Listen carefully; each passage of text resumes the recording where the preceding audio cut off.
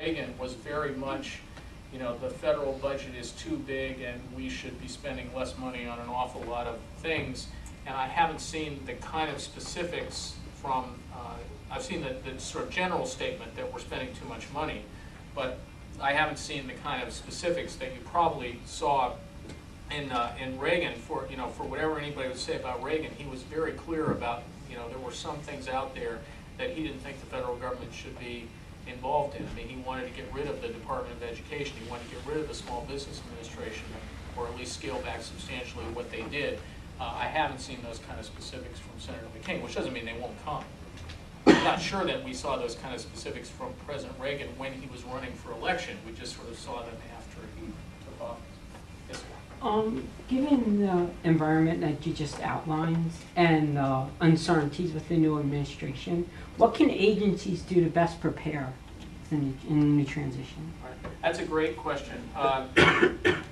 You know, I think what agencies are doing right now is they are trying to make sure that when the new president is elected, that when they get the opportunity, and they don't know when that opportunity is going to come, because there will be transition teams that will be appointed, and these transition teams will start coming into agencies, and somebody will start asking questions.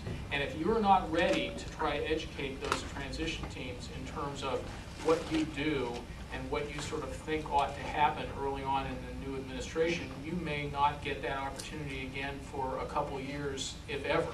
So what rational agencies are doing right now is they're trying to make sure that they can sort of, in a very kind of clear, summary way, you know, discuss what it is they're doing, what the challenges are that face them.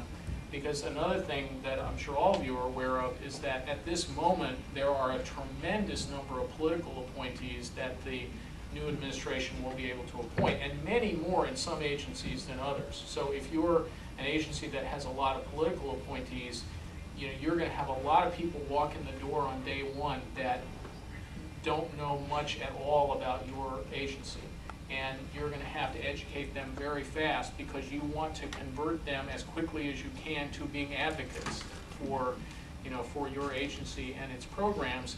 And they don't necessarily start out that way, because they weren't necessarily appointed because they were experts in that area. Perhaps they were appointed because, you know, they used to be the head of the Arabian Horse Association, or whatever, you know, or whatever it is that, you know, or they worked, you know, they worked in the presidential campaign, or, you know, whatever it is. Doesn't mean they aren't capable people.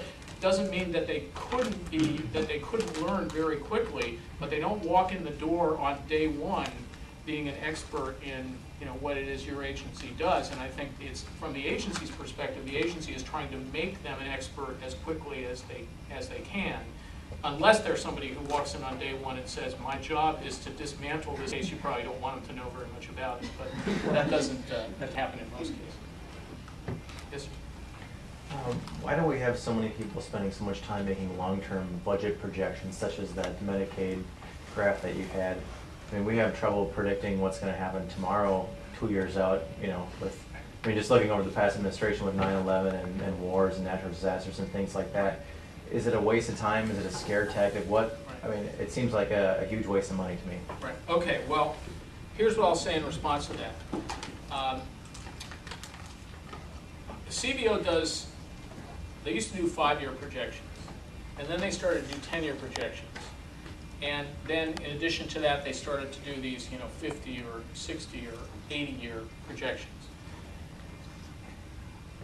I'm not a big fan of the 10-year projections, because I think there's so much uncertainty between sort of year 6 and year 10 that, you know, sometimes it causes bad things to happen. And I'll give you a specific example, which is that when President Bush took office, he was faced with this CBO 10-year surplus projection that said that there were going to be $5.6 trillion in cumulative surpluses over the next 10 years. And even though CBO included in that all the proper caveats about how this was only a point estimate and there was a big range on both sides, they treated that money like it was real money and went out and spent it by doing a tax cut or doing a prescription drug benefit for Medicare or whatever.